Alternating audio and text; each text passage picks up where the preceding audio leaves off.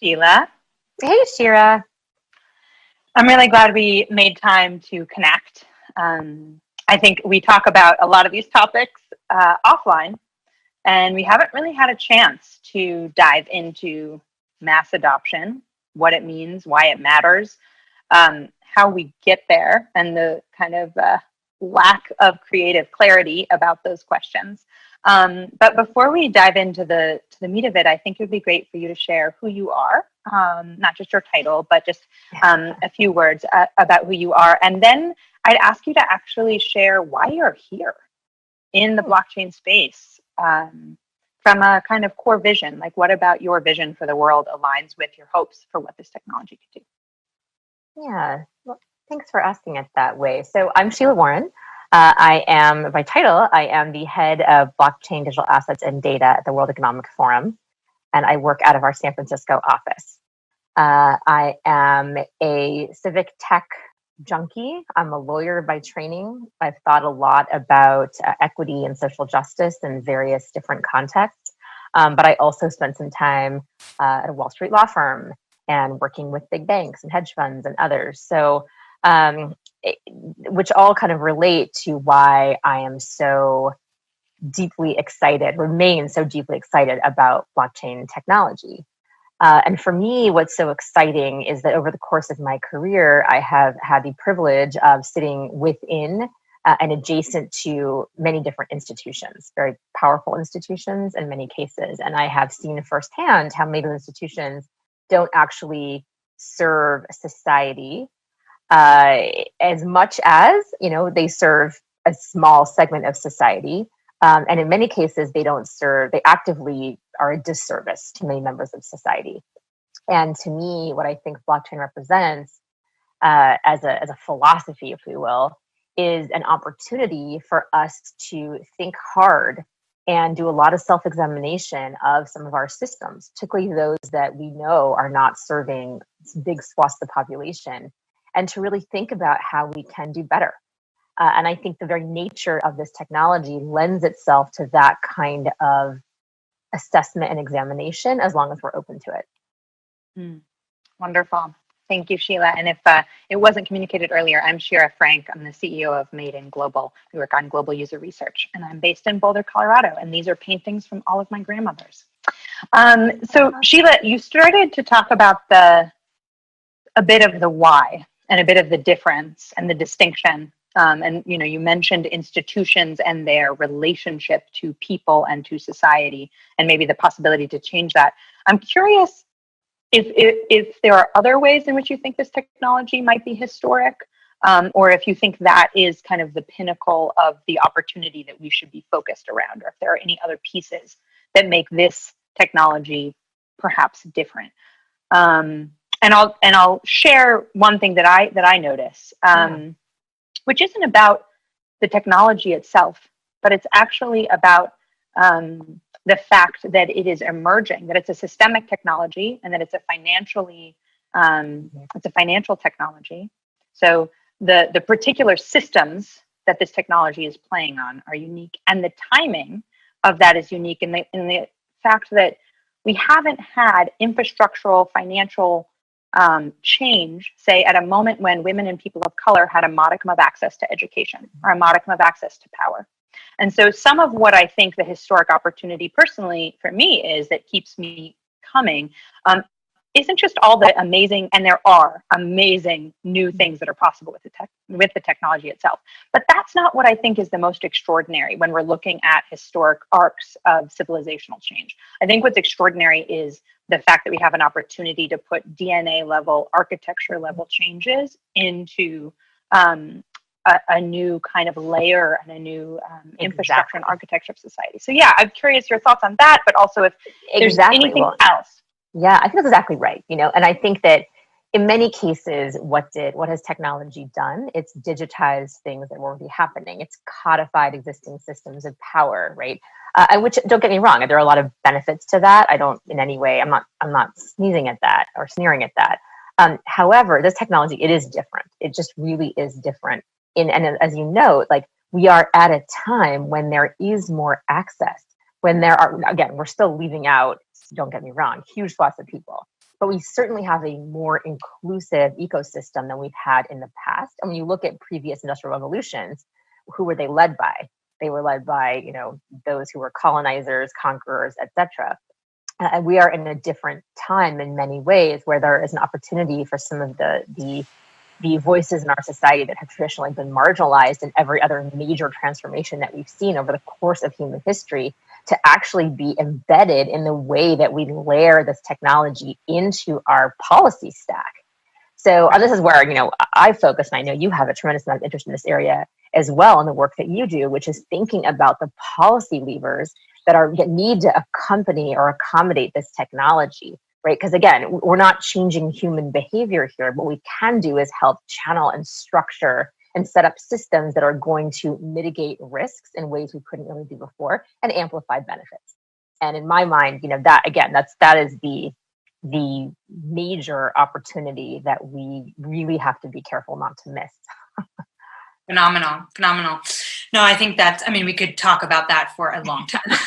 I'm going to read a quote here, and it's from Amber Balday, a leader in this space, and I just can never shake it. And I think it relates to this choice and this timing piece, because she says, the internet pioneers didn't foresee the corporate aggregation of power over the internet. So what are we doing today in blockchain to prevent our overlords of tomorrow? And again, that's Amber Balday. And I guess I'll say that, but I'll also ask you, what key choices are we facing in this space?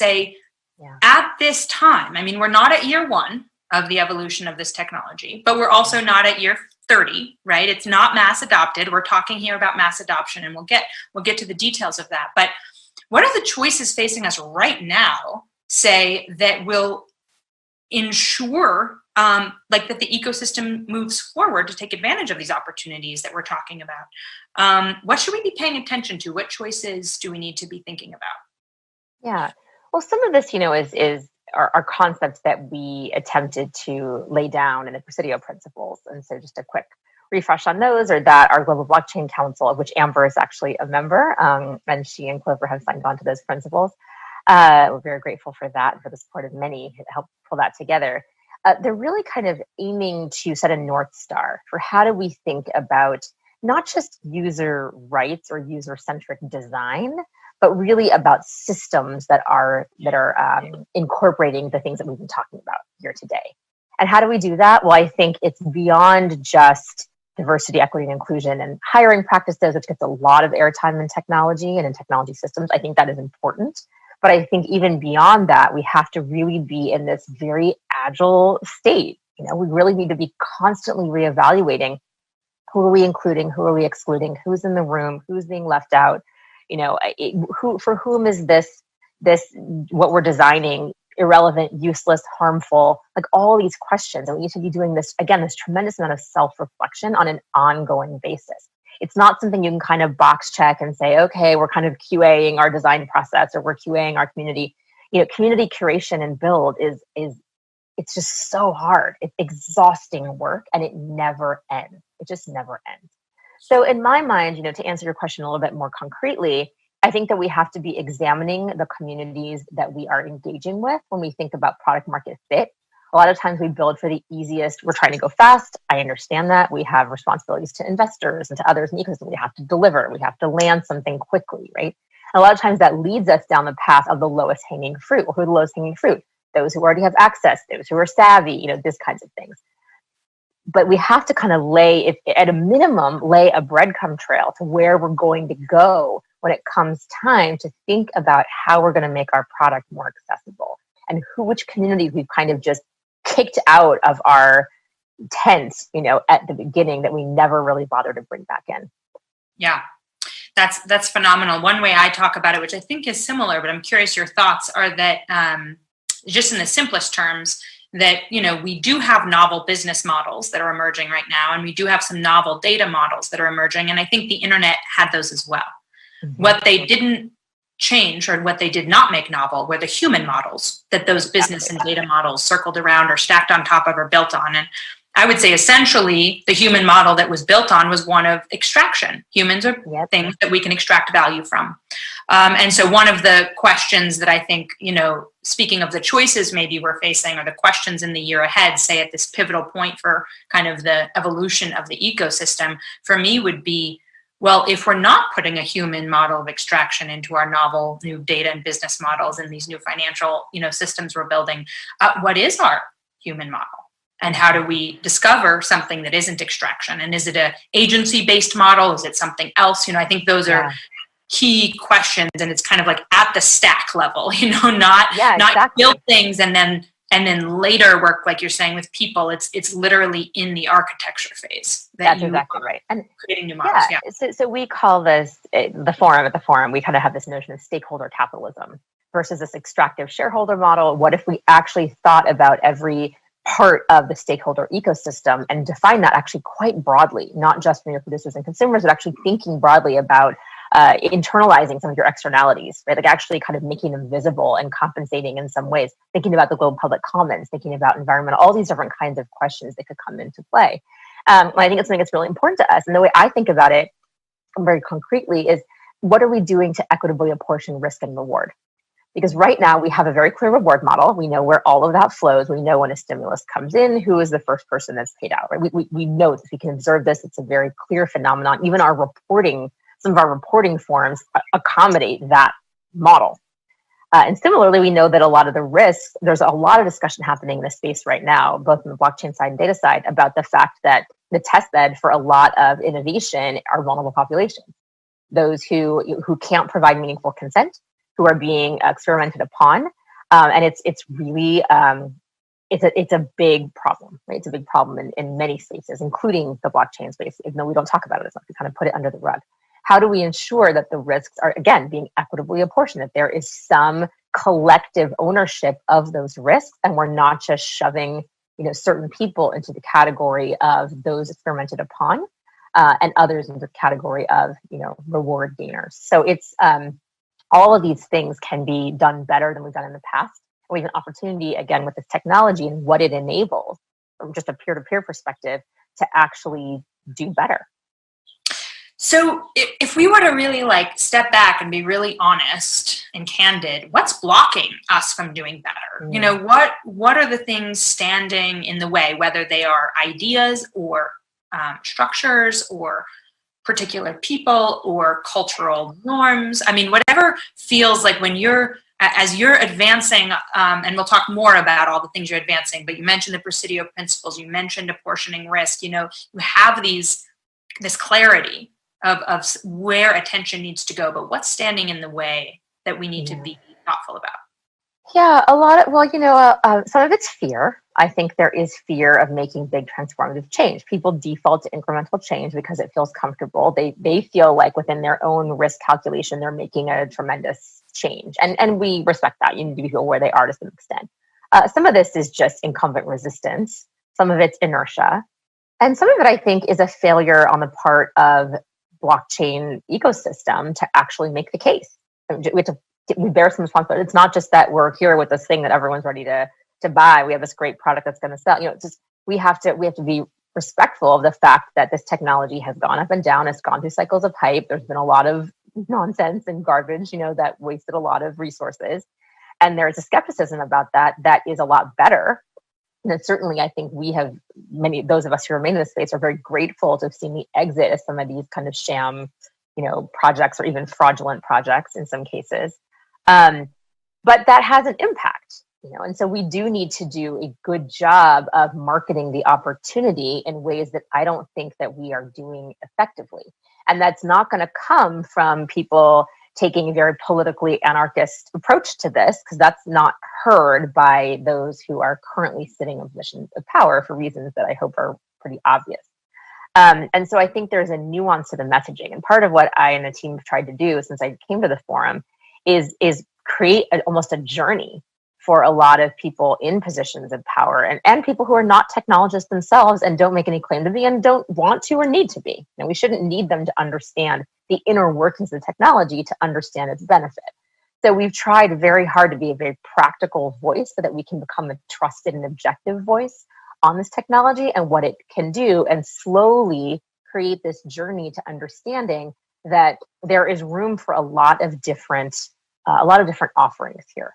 It's not that we need to kind of tear everything down tomorrow in this really dramatic way. It's that there are different modes of engagement where we can accommodate a future reality. We can get there at a pace that is not going to feel catastrophic.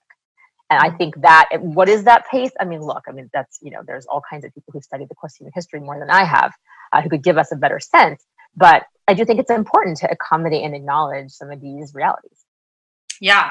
Well, you see 80% of central banks exploring digital currency. Exactly. So there's definitely there's appetite for it. There's understanding. And like you say, so those are the blocks that, at least as I heard them, to say some of the values and potential of blockchain technology to transform the current financial system and current technological patterns. I'm also curious, though, what are the blocks internally to the blockchain ecosystem actually scaling with integrity and advancing these new human models, discovering these new human models, embedding these new human models? I think we might talk about some values, actually, and we talk quite loudly about a lot of values related to economic freedom, or, you name the thing. But I actually am curious if you agree. I encounter that the biggest blocks are not external to the transformational change this technology could make. I think the biggest barriers are internal. And that if we don't actually, as an ecosystem, have the ability to discover new human models, then we're not offering anything new. Like, we're just building another financial ecosystem, fine. But how is it really meaningfully different than the current one? I think I completely agree with you. And I think that, like I said, I think that a not great outcome, to say the least, would be for us to just digitize what's already happening, to basically just make things faster and more efficient. Again, there's something to be said for that, but it's not an endpoint as far as I'm concerned, not with this technology. And so I think it's really important for us to think about how are we co-evolving this technology, I guess is kind of the way I would frame it. How are we providing more agency? How are we empowering people? And that includes people within our own ecosystem. How are we empowering devs? How are we empowering those who are building? Like, how are we creating those feedback loops within our own build process so that we can hear the viewpoints, right? And so this is less than kind of, like you say, it's not just an external check. It's also recognizing that we have to be doing this work ourselves. And I kind of liken this, and this sometimes sounds a little far reaching, but I really liken this to a lot of allies during this movement for racial justice who are pointing to institutions and saying, you institution, you need to be doing X, Y, and Z, without actually doing any self-examination and doing any work to see how we ourselves are upholding white supremacy, anti-Blackness. It's not different. So I take a lot of learning from social justice movements, many of which I've been a part of. I'm on a couple boards, even now. But it's something, community organizing. Like, these are kind of movements that understand that change takes a lot of time. They know how to be effective. They understand it's one step forward, two steps back a lot of the time. And they know that you have to kind of be waging a many front, effort. And you have to, right? That's cohesive, and it's about coalition building. So we have a lot to learn. And on that front, I hadn't thought about this connection with justice movements, but you'll hear many of the co-founders of Black Lives Matter talk about strategy, exactly. Right? Because it's a strategic movement, and they'll talk about not underestimating your opposition, right? And understanding what the counter response is going to be. And I think one of my hopes, and we'll get into this now in a second, is that if we're trying to, if we are going to succeed in upending the current financial system and building something else, building something actually different, there will be tremendous amount of resistance to that and continue to be. And so the question is, what's the power we're going to have behind us? And I actually think that relates to mass adoption, that relates to people, that relates to actually creating things that people deeply, profoundly need. And that means we need to be more aware of human beings than financial ecosystems have ever been, right? Than financial infrastructure builders have ever been, than financial regulators have ever been, right? The current financial ecosystem and the monetary policy and everything that is creating this has had a pretty distant experience of people. I mean, economists aren't like, they aren't so excited to talk about the human part, they're excited to talk about the quantifiable parts. And so I think that in some ways, the more intelligent we are about mapping our way to mass adoption, the more successful for sure we're going to be in the ultimate goal. Yeah. And to do that, right, I think we have to look at what is actually the lowest hanging fruit there. Right. Well, funnily enough, it's people who have been excluded from traditional systems for whatever reason. They're the hardest to build for in many, many ways, but that is where they are in many ways the people that are going to be most willing to accommodate or try something new. And so you have these kind of two ends of the spectrum. Those who are just willing to have already disavowed traditional systems because they've kind of run through them and they've realized they're not a fit, and those who've never had access to those systems. And, separately but related, when I first came into this role, one of the first things I said was, the innovation's happening in frontier economies. Like it's just that's where it is. That's where it is. And a lot of people thought I was crazy. They were just like, well, who cares? Like, what are we going to learn from X, Y, and Z jurisdiction? It's never going to matter if we don't, and there's not a lot of money adopted by this or that. Exactly. Yeah. And part of what we did with our Central Banks project was create a community of central banks. We were really forcing connections subtly and gently between a lot of the innovation and a lot of the incumbents who were interested in the technology. They were thinking about it in very narrow use cases because there wasn't a problem for them to solve. As far as they were concerned, things were fine. They were interested in it more for how can it make things faster, right? An efficiency kind of perspective. And at that time, particularly, the latency there were all kinds of issues with doing that. So there were very few opportunities because of the latency for us to actually get that realization of the friction reduction that they were looking for. But in other economies, there was a lot of innovation happening because they had other problems. And then once you kind of learn and grow there, you can see how, that model actually makes a lot of sense. We have that problem too. We've just almost built over it or buried it 10 layers down, but it's still a problem in our societies. We just ignore it. I actually had somebody early on tell me, we're well aware that, 20% of the population will never be able to access digital currency, but we just don't really care about that. We're looking at the 80%. We're doing an 80-20. I was like, interesting. Okay, well, so your thing can be for the 80, but what about the 20? And are you comfortable that we're just kind of extending digital divide? And the response was, that's just not really my problem. And so, again, I'm not naive. I understand that there are tremendous issues with kind of trying to create something that could really serve everyone. And so this is why I think, and you and I have talked about this, right? There are a multitude of offerings, especially in the digital currency. This is what is needed.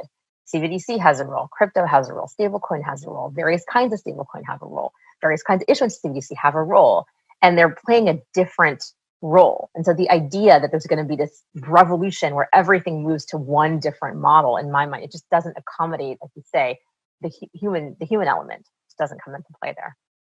Yeah, I'm couldn't agree more. I think on the point you made with central banks, I mean, one of the things we're wrestling with is maybe how to use the fact that their models really need to accommodate high risk. And so you actually can make the point, that if you work with these populations who've never had access, you're actually building, more risk averse models, better, more predictive models, right? The best model is everybody, right? Because then you have all the data. So, I mean, I think that's, again, a communication challenge on our side of how do we actually make the point that from a technology first perspective also, I mean, you and I will talk a lot about people, but I've actually realized we can make the argument from a technology first and even efficiency frictionless first place from adoption, from product market fit adoption, like you say.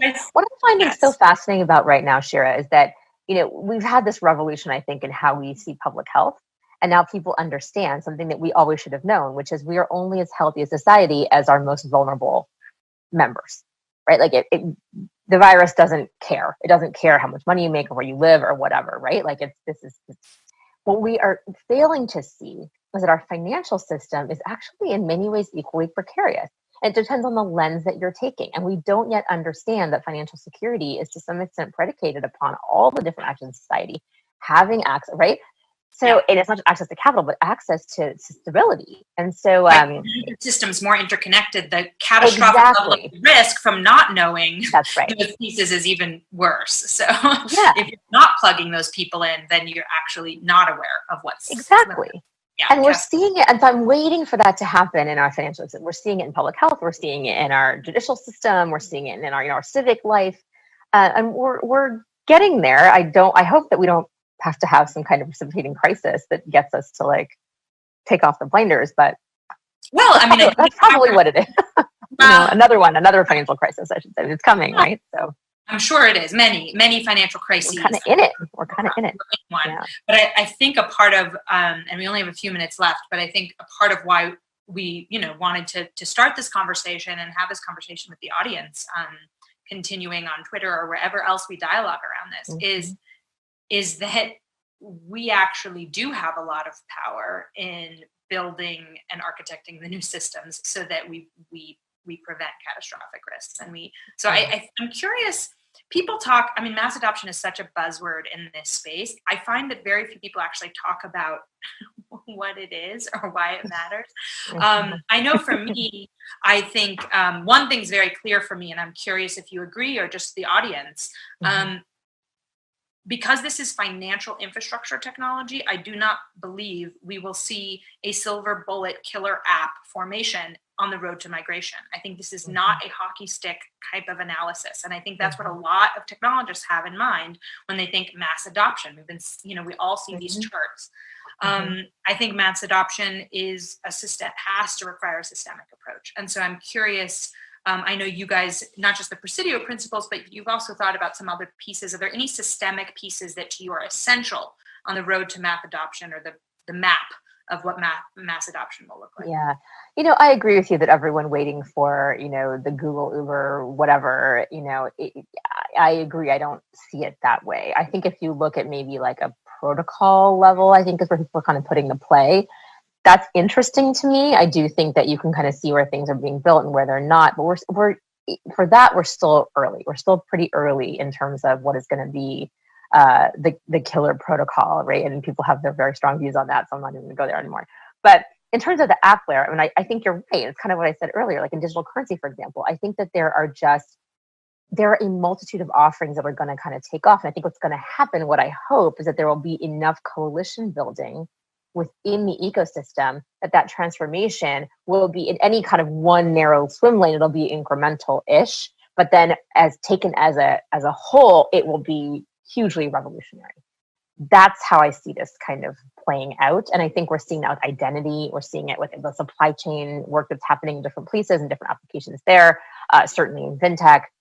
So I think that there's more and more room in this ecosystem. This is not a matter, I think, of a monopoly building. I don't want to see that. I think that is actually problematic. I think it is about creating that multitude of offerings that are together going to lead to a mass adoption transformation in terms of understanding how we're thinking about technology, where it fits into our stack, and like you say, really fundamentally changing that human model. Yeah, I think in addition to what you shared, one other practical thing I'd offer to the audience to consider is that so you mentioned kind of making sure that you recognize that if you offer a product, well, who's going to buy it, right? What are all the pieces in the ecosystem, right? We talk about this as like not a minimum viable product, but a minimum viable ecosystem for this technology to get mass adopted. And so as a player, to be not so competitive only, but to also think around, how will you succeed? What other players need to be lined up, and are they lined up in the right way so that migration into mass adoption happens? But in addition, I think we do need to have a shift in how we talk about users, user experience, usability. I think we tend to, in the space, talk about it on a very surface level. Like we just talk about usability. Is the app easy to use, and these kinds of things.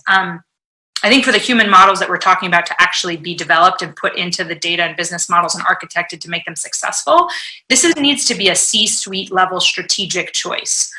Investment in discovery, human research, both qualitative and quantitative, both, ethnographic interviews and understanding different cultures, but also massive modeling of human behavior and all of these things. That has to be we need to start investing in that at a very high level financially and kind of, prioritization wise. So it needs to be a gating mechanism.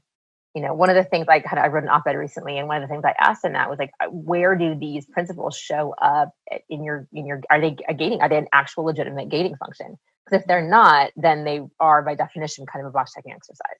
If you're not actually making decisions that are predicated on your values, and you're not using that to kind of decide what's in scope and out scope and everything else that you're doing, where you're investing your resources, then why have them at all? What's the point?